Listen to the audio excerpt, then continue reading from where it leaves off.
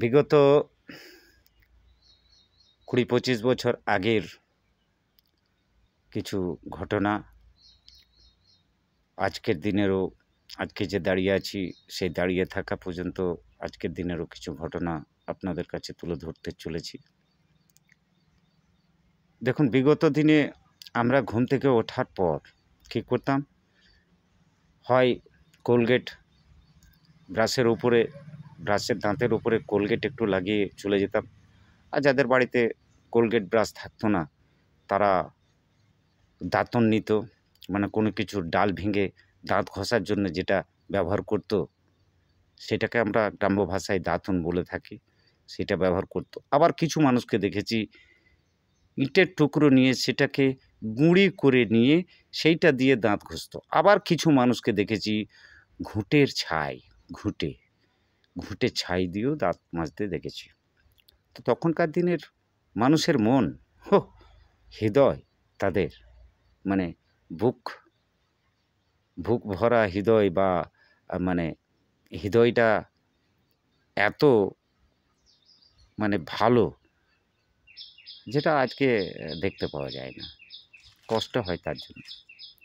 খুব যারা বেশি ভাবে তাদের তো বেশি কষ্ট, যারা ভাবে না ও কোনো রকম চলে যায়, তাদের তো কোনো টেনশন নেই। কিন্তু যারা ভাবে অনেক কিছুকে কেন্দ্র করে, তাদের সবথেকে বেশি কষ্ট হয়। উদাহরণে আমি বিভিন্ন জিনিসকে নিয়ে রাত্রে চিন্তা ভাবনা করি, তখন কষ্টটি হয় যে মানুষ দিনের পর দিন কেমন হয়ে যাচ্ছে। তো যাই হোক, অন্যদিকে না গিয়ে সোজা কথায় যাই, ভিডিওটার কথায় যাই। তো ঘুম থেকে উঠে সোজা আমরা পুকুর পাড়ে বা পুকুরের নিচে চলে যাই। কেন না, ঘুম থেকে উঠে পায়খানা পাই, তার সাথে পুকুরে মুখ টুক ধুয়ে, গায়ে মুখটা ধোয়ার বিষয়ে বললাম, দাঁতন করতাম বা ইটে গুঁড়ি দিয়ে বা ঘুঁটে ছাই দিয়ে বা কোলগেট ব্রাশ নিয়ে গিয়ে পুকুরেই মুখ টুক ধুয়ে পুকুরের আড়ে পাড়ে কোথাও বা পুকুরের নিচের দিকে পায়খানা টায়খানা করার পরে তারপর আবার সেই পুকুরে এসে মুখ টুক ধুয়ে, যদি স্নানের মতো সময় হতো তাহলে স্নান করে বাড়িতে ঢুকতাম, না হয় শুধু মুখ টুক ধুয়ে বাড়িতে ঢুকে যেতাম। এগুলোই আমরা দেখে এসেছি ছেলেবেলার থেকে। কিন্তু এগুলো দেখেছি, তারপরে বাড়িতে এসে কি করতাম? চা খেতাম। তখন তো কয়লার আগুন, গ্যাস কিছু ছিল না। আর আমাদের এরিয়াতে এই জ্বালানি হিসাবে কাঠের ব্যবহার হয়নি বললেই চলে।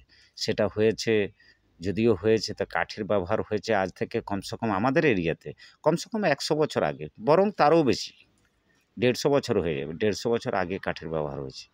কারণ ১৫০ বছর আগে হয়তো কয়লার খনি ছিল না, কিন্তু যখন থেকে কয়লার খনি হয়েছে, আসানসোল শিল্পাঞ্চল মানে তো কয়লারই ভবন বলা চলে গোটাটাই।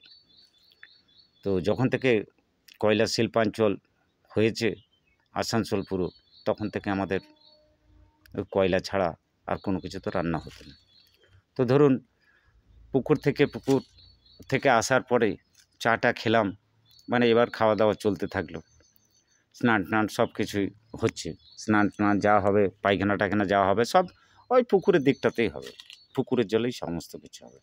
কুয়োর জলে তখন রান্না হতো, তখন নলকূপও খুব একটা থাকতো না, গ্রামের লোকেরা শুধু কুয়োর জলই ব্যবহার করতো। তখন কুয়োর জলে এত ভালো ভাত হতো, এত ভালো ডাল হতো, সমস্ত কিছুটা ভালো।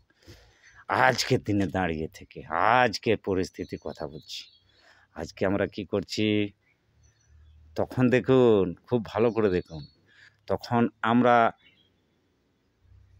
বাইরে মলমূত্র ত্যাগ করতাম, মানে বাইরে পায়খানা পেচ্ছাপ সমস্ত কিছুটা বাইরে, স্নান বাইরে, আর খেতাম বাড়িতে। আর আজকের দিনে আমরা দাঁড়িয়ে কি দেখছি? ঠিক তার বিপরীতটি, ঠিক তার উল্টোটি। কি না, আজকে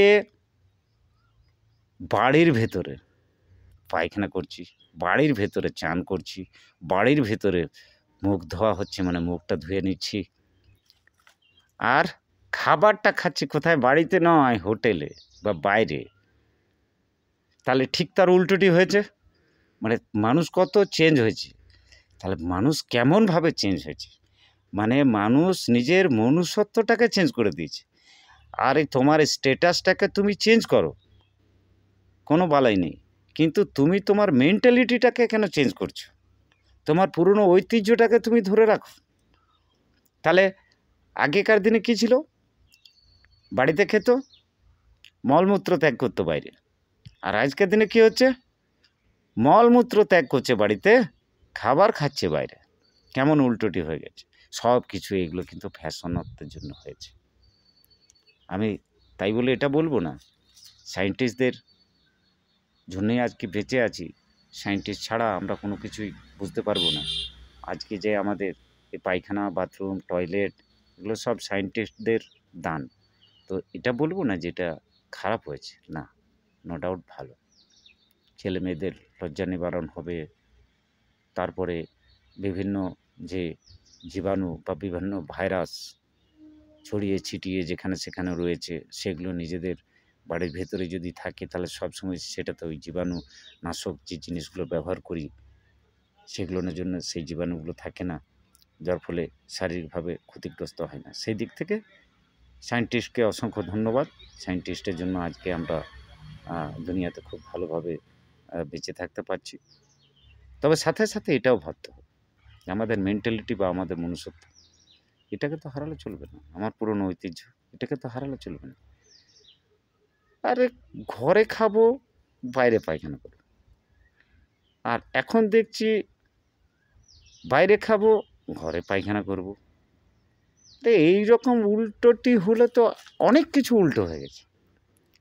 দেখুন, আগে আমরা একটা সাইকেল যদি কেউ কিনতো আমরা দেখতে যেতাম সাইকেল কেনাটা। আর এখন কি দেখছি? এখন যদি 4 চাকা গাড়ি কেউ একটা কিনে নিয়ে এলো সেটাকেও আমরা কেউ দেখতে যাচ্ছি। মানে মানুষের স্ট্যাটাস, ভিআইপি, বিলাসবহুলতা বা বিলাসবহুল যে জীবনযাপন, এই বিলাসবহুল জীবনযাপনটা খারাপ নয়, বিলাসবহুল জীবনযাপনটা খুব ভালো। কিন্তু বিলাসবহুল জীবনযাপন করতে গিয়ে যে আপনি আপনার যে পুরনো দিনের যে সম্মান বা পুরনো দিনের ইতিহাস সেইটাকে যে আপনি মুছে দিচ্ছেন, সেইটাকে কেন মুছছেন? কারণ দেখুন, বিজ্ঞান যতই বলুক না কেন, বিজ্ঞান বলছে ঠিক আছে, আমাদেরকে বিজ্ঞানের কথা মেনে যেতেই হবে। এটা কারেক্ট কথা। বিজ্ঞানকে ছাড়া আমরা চলতে পারবো না। একদম কারেক্ট কথা। বিজ্ঞানীদেরই আবিষ্কার, পায়খানা, বাথরুম, টয়লেট এগুলো তাদেরই আবিষ্কার। তো তারা ঠিক কথা বলছে। ভাইরাসের বিষয়টা, অমুক তমুক হ্যান-ত্যান নানান বিষয়। একদম ঠিক। কিন্তু সাথে তো এটাও আপনাকে বুঝতে হবে যে তাহলে বাইরের বিষয়টা কী হবে? তো যাকে ওই বিষয় নিয়ে এত কিছু আমি বলছি না। আমি শুধু এইটুকু জানাতে চাইলাম আপনাদেরকে যে দেখুন, সময়ের তালে তালে মানুষ কেমন উল্টোটি হয়ে যায়। মানে খারাপই বলুন আর ভালো বলুন, যাই বলুন, কিন্তু মানুষ কেমন উল্টো পাল্টা হয়ে যায়। মানে মাথার ঠিক হয়তো আছে কি না জানি না, কিন্তু মনটা কেমন চঞ্চলতা প্রকাশ করে। এই ২০-২৫ বছরের ভেতরে কেমন একটা চেঞ্জিং দেখছি। কেমন চেঞ্জিং? মানে চেঞ্জিংটাই খারাপ। মানে এটা মানে চেঞ্জিংটা হয়েছে মানে খারাপ, মানে কেমন একটা মানে মনে হচ্ছে না যে বাইরে খাবো, বাড়িতে পায়খানা করব। আর আগেকার দিনে কী ছিল? বাড়িতে খাবো, বাইরে পায়খানা করব। হাসিও পাচ্ছে। মানে অদ্ভুত বিষয়। তো যাই হোক, বেশি বাড়াচ্ছি না। এটা খুব ছোট সামান্যতম ভিডিও। যদি এই ভিডিওটি সকলের কাছে ভালো লেগে থাকে বা প্রিয় হয়ে থাকে তাহলে চ্যানেলটিকে অবশ্যই সাবস্ক্রাইব করবেন এবং সাথে সাথে লাইক, ভিউ, কমেন্ট দিয়ে জানাবেন। সকলের কাছে এই কামনা করি। ছাড়ছি।